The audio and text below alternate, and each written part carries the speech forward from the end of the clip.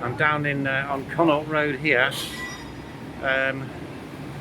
just near Ramsey Street, and there's a rather lonely little Cinnamomum burmannii there, but it's interesting because it's actually, you know, although it looks rather lonely and it looks like it's got lost, it's held out remarkably well. I mean, that's about 20 years old. It's before the Greening Master Plan. So it's about 20, I reckon. It's had a hard life, this one.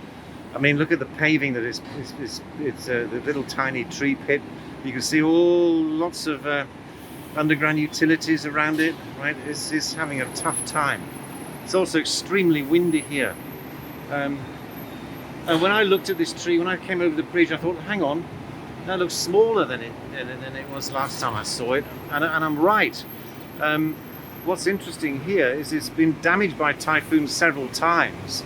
So the crown started growing out towards where I'm standing quite strongly, and also because the prevailing winds blow it that way. But if we have a closer look, we can see, if you look carefully, that it's recently been pruned, just very recently.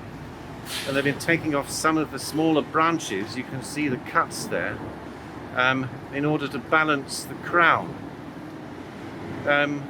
So it's nice to have something just nice to say about LCSD for a change. You know, I think actually that's the right thing to do because this is an evergreen tree. If you reduce the crown, of course, you're reducing the wind loading on the tree.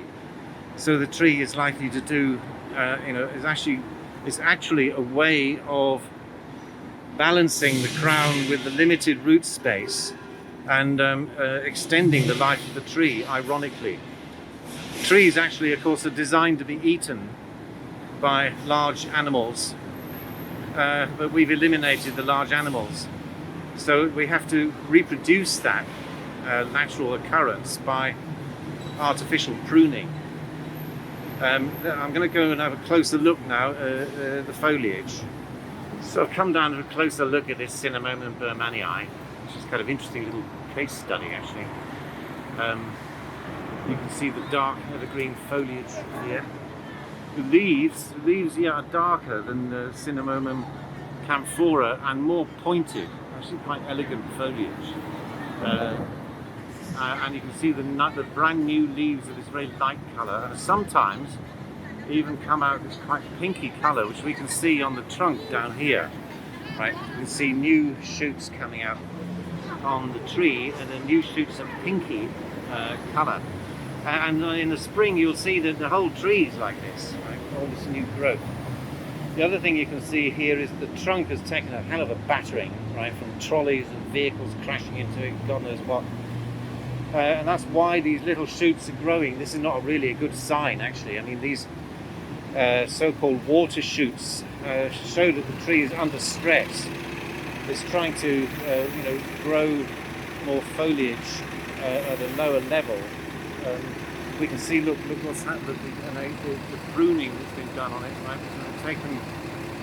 They've done quite a bit of pruning on this tree, actually, but it's not a bad job because they've kept the shape of the tree. So you can see a new cut there and an old one here which is healing over. You can see that the bark is actually wrapping itself over the cut. Now that cut would have been done maybe 2-3 years ago, and the tree, then that's what's going to happen with this one. So that's a brand new cut. If the tree survives and grows well, it'll cover up that damage. So anyway, a kind of lonely, struggling example, but you have to give it 10 out of 10 for effort.